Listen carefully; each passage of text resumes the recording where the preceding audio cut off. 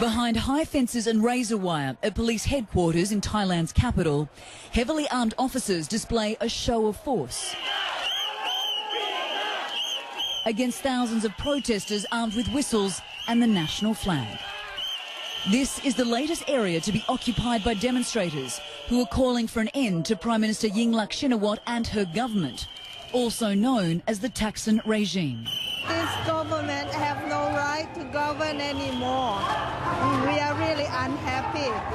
Yingluck's elder brother Thaksin ruled Thailand for 5 years before the billionaire businessman was ousted during a military coup in 2006. He went into self-imposed exile after being convicted of corruption in 2008. But these people say he's still governing the country. There are two prime ministers. One is overseas and the other one is here. An amnesty bill earlier this month is what triggered these mass demonstrations. It would have absolved Thaksin of his crimes, allowing him to return. While it didn't pass, it was enough to anger these people who are demanding political reform. The Prime Minister says she's in charge, even more so now, having survived a no-confidence vote in Parliament.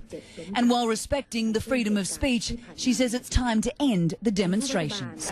We understand that this seizing of government offices is symbolic of their movement. I'm pleading with the protesters to stop doing this because our administration still needs to operate. Sadly, Thailand has a recent history of protests turning violent.